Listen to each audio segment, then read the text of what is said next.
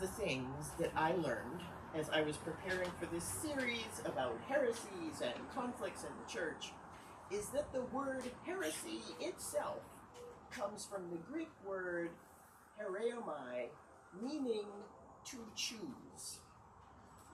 And the more I thought about that, the more disturbing the whole thing became. At its most basic level, a heretic is merely someone who chooses to believe something different than what is typically taught as the truth in a given religion. Heretics aren't punished for what they do. They're punished for what they believe. And for that, people have been exiled, imprisoned, tortured, and killed. One of the most famous examples is the following, as told by the History Channel's website about a man who came under the scrutiny of the Spanish Inquisition, under good old Ferdinand and Isabella. On June, I'm quoting here, on June 22nd, 1633, the church handed down the following order. We pronounce, judge, and declare that you, the said Galileo, have rendered yourself vehemently suspected by this holy office of heresy, that is, of having believed and held the doctrine, which is falsely and contrary to the holy and divine scriptures, that the sun is the center of the world, and that it does not move from east to west, and that the earth does move and is not the center of the world.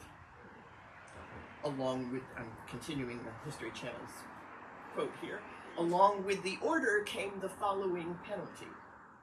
We order that by a public edict of the Book of Dialogues of Galileo Galilei be prohibited, and we condemn thee to the prison of this holy office during our will and pleasure. And as a salutary penance, we enjoin on thee that for the space of 3 years thou shalt recite once a week the 7 penitential psalms. Galileo agreed not to teach the heresy anymore and spent the rest of his life under house arrest. Close quote. Do you know when the Vatican finally pardoned Galileo? Many of you remember it. It was 1992. That's 3 years after the spacecraft that bears his name was launched to find its way to Jupiter. The church can be slow. While the abuse and execution of heretics rightly commands attention, and both Protestants and Catholics have done it. This is not exclusively a Catholic thing. It's not even exclusively a Christian thing, but Christian heresy is what we're going to talk about. It's worth noting that in some times and places, choosing to believe something out of the mainstream may have been a bit bumpy, but, you know, they worked it out. Those who chose to believe things that were outside the established ideas sometimes just started their own religion, or moved to a more tolerant country if they had to. In some times and places, people have actually enjoyed debating different ideas and have actively fostered dialogue between religion and science to see what each might have to teach the other. Imagine that. I titled this sermon, The Making of a Heretic, because declarations of heresy require specific conditions, apart from somebody holding a belief or advancing an idea that a group of others don't share. That condition necessary for the making of an actual heretic is having those who disagree with you in a position of power with an authoritarian leadership style. It might be a government, it might be a religious institution. Typically, it is a combination of both. A religious institution or powerful religious leader that has gained at least significant power, if not total control, over a government. It doesn't even have to be a group, let alone a majority. If you have a dictator, you can be punished as a heretic just by believing something that that one person doesn't like, even if everybody else in the society happens to agree with you. Doesn't matter. One person who controls enforcement mechanisms is what makes a heretic. Back in the year 312, the Roman Emperor Constantine converted to Christianity. But Constantine didn't convert after years of careful study and consideration and think, this is the truth, I'm going to convert. According to the ancient writer Eusebius, at about 40 years old, Constantine had a dream where he saw a cross in the sky and Jesus promising that the sign of the cross would grant Constantine victory over his enemies. I'm sure it didn't hurt that his mother was a Christian too, but Eusebius reports that the dream is what pushed him over. He woke up and issued the Edict of Milan, which decreed the empire would from then on be Christian and, to the relief of many, stop the Roman persecution of the church. People could come out of the catacombs and build cathedrals and have monasteries and all kinds of things, schools, all kinds of things flourished because of that in the church. But when your sole understanding of your religion is a dream promising you power if you just adopt it, and now you're in charge, you have to figure out at least some things about what this new faith is that you've just adopted. Making that process difficult for Constantine were the many different factions of Christianity at the time, who all believed different things. How would Constantine know what the official belief of the empire was? And if he didn't know what the official belief of the empire was, how could he possibly know who his enemies were? All emperors, kings, and autocrats must know at all times who their enemies are, or they risk losing power. So this was a problem that needed a fairly immediate solution. There was an especially hot disagreement at the time over a teaching by a guy named Arius, who we will meet in a few weeks because he deserves his own space. So in 325, Constantine brought together a council of Christian bishops in what is now the Turkish city of Nicaea to come up with something definitive that Christians believed and to sort out that mess with Arius. Figure out what's right and what's wrong and get back to me. That group of bishops produced the Nicene Creed, which, if you're curious, is on page 880 in the back of the red hymnal. The one we typically use is the Apostles' Creed, which is the very next one. The very first use of the term heresy in a political context was in the year 380 in the Edict of Thessalonica, the Greek city where Paul founded a church and to whom he wrote 2 letters, now in our Bibles as 1st and 2nd Thessalonians. The Edict of Thessalonica, issued jointly by the rulers on both the east and the west sides of the Roman Empire. You had multiple emperors by that point, but they all got together and made the particular beliefs expressed in the Nicene Creed the official beliefs of the Roman Empire. It not only condemned the choice of other understandings of Christianity, it authorized punishment for any belief that stepped outside the bounds of the Nicene Creed. Just 5 years after the Edict of Thessalonica brought heresy into politics, a man named Priscillian, who had become a bishop in Avila, Spain, the year the edict was issued in 380, became the first casualty of that decree. He was executed as a heretic by Roman officials in 385, earning him the dubious honor of being the first Christian heretic to be so dispatched. And what was Priscillian's heresy? Well, for one thing, he encouraged people to meet in homes instead of in church buildings. And horror of horrors, he let people take the elements they were given in the Eucharist at church and consume them outside the sanctuary, even at home. He also encouraged an ascetic lifestyle, to abstain from worldly pleasures, to focus on spiritual pursuits.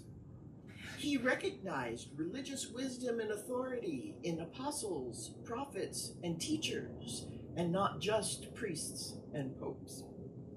Unforgivably, Priscillian allowed women to join with men during the time of prayer. He let people meditate on the mountains instead of in a church during Lent. Oh, God. Notably for us as Methodists, he believed people could perfect themselves through spiritual disciplines. We will visit that particular heresy again in a couple of weeks with my good friend and heretic Pelagius and John Wesley's defense of Pelagius. As for Priscillian, encouraging an inclusive spirituality that could be practiced where no one was watching, at home, up in the mountains, and recognizing authority outside the church's chain of command could not be tolerated, likely because it couldn't be monitored and controlled. The Romans charged the good bishop with sorcery and executed him just 5 years after the Edict of Thessalonica gave Rome that power. In my opinion, Avila lost a good bishop that day. And it's here to pause for a word from this morning's sponsor, Joshua, son of Nun, who took over leadership of the Israelites upon the passing of Moses. Joshua has a book of the Bible named after him, which properly comes right after the book of Exodus, which is all about Moses. Moses passed the mantle of authority to Joshua, a young and charismatic leader who carried forward the values the Israelites gained in the desert to a new place, new generations, and a new time. Not that it all went swimmingly under Joshua, it never does, but in one crucial area, I think Joshua gets it absolutely right.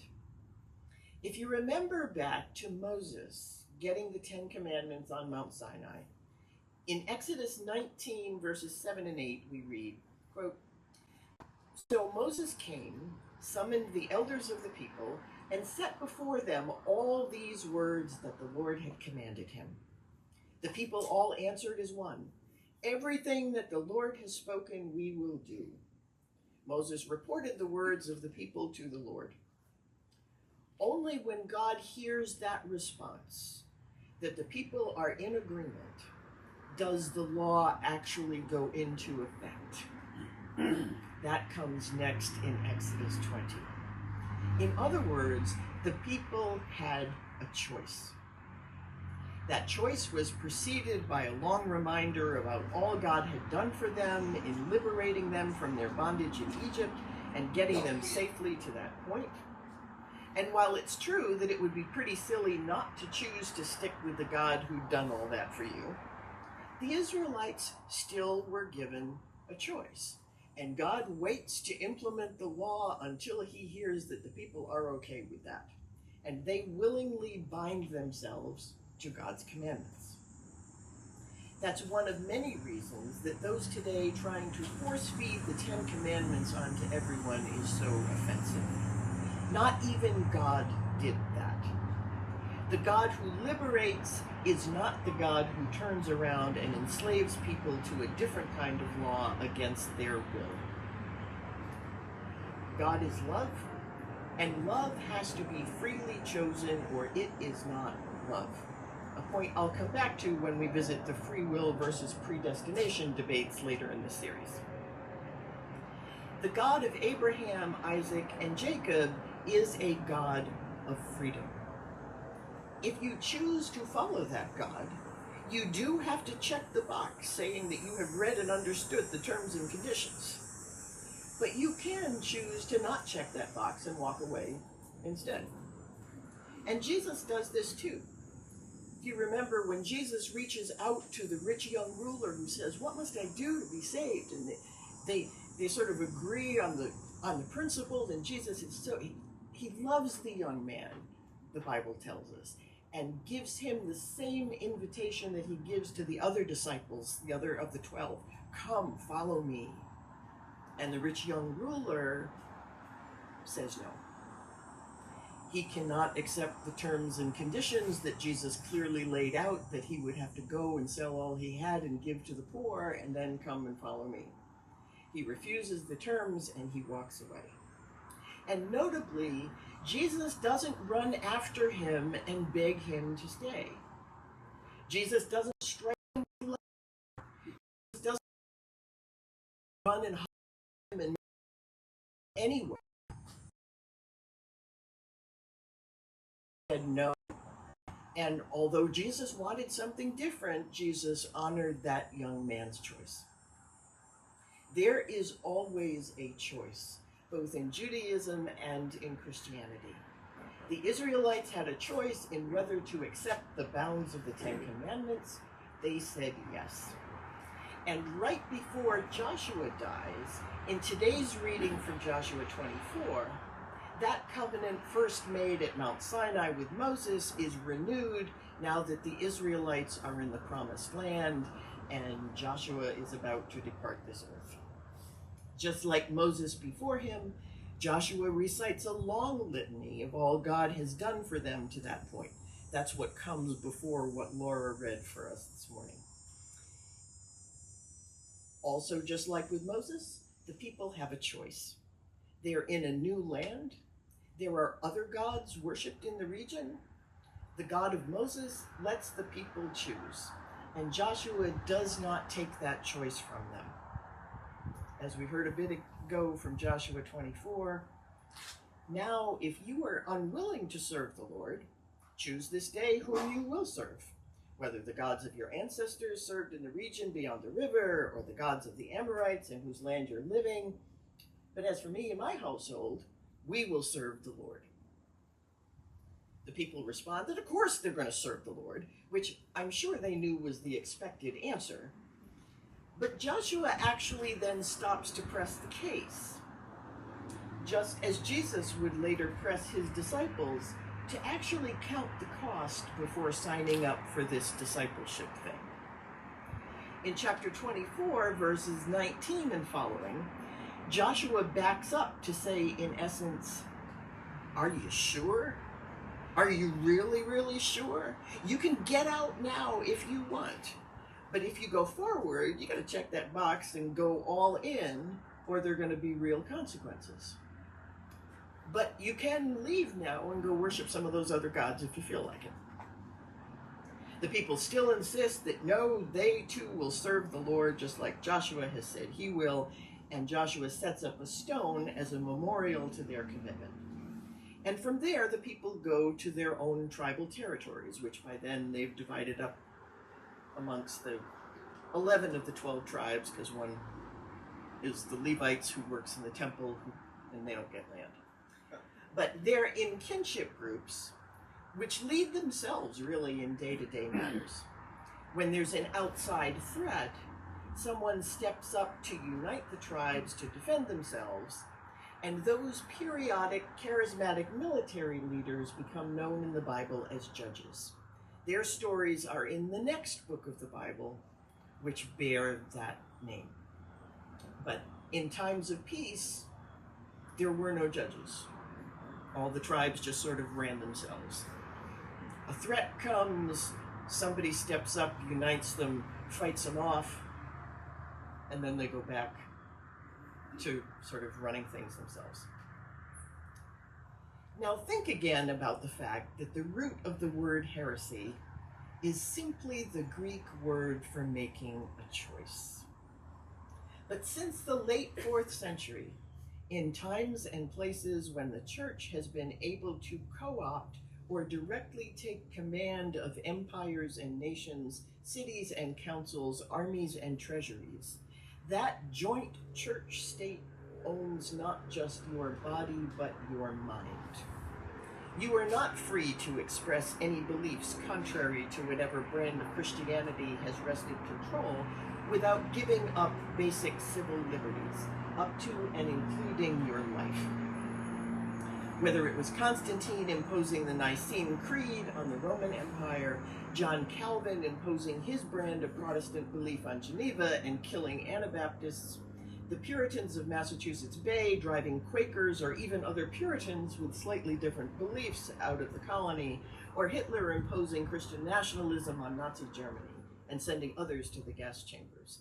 It is the joining of church and state that turns choices into heresies, punishable by imprisonment, torture, and death. God is not only stuffed in a box with the lid sealed up tight, You can be killed for having ideas about God even inside that closed box, let alone trying to discuss the merits of a state-sponsored idea in the public square. And with that, spirituality is strangled, religious diversity is extinguished, and the monoculture of a state religion becomes stale, rote, and cruel. God, who can't get out of the top of the box, leaves it through the bottom and goes underground, working across years, decades, or sometimes even centuries to free the people once again.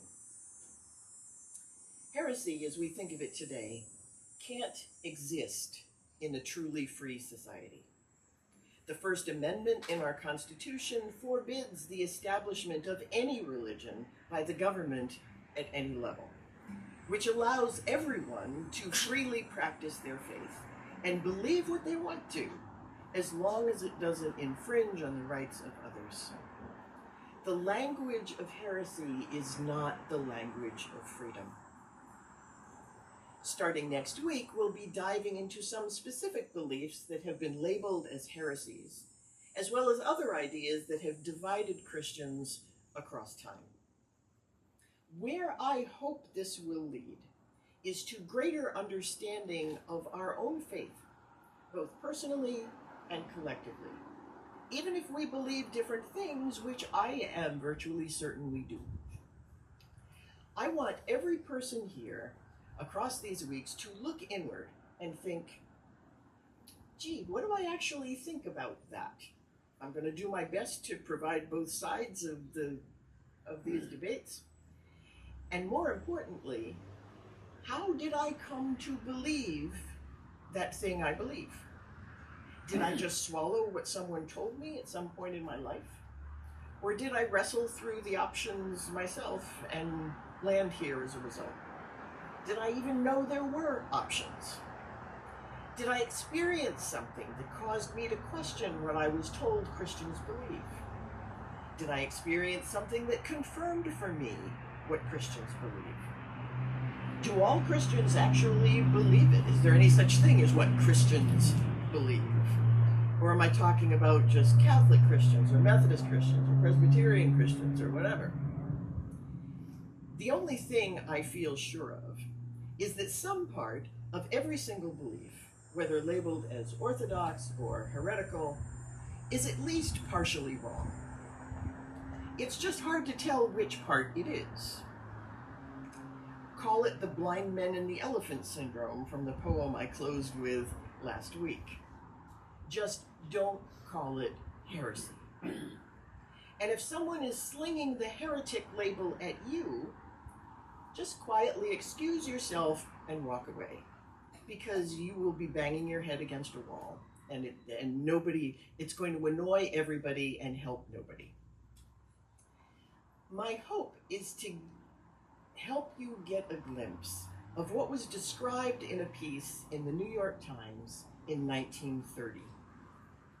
Quote, "It is very difficult to elucidate this feeling to anyone who does not experience it.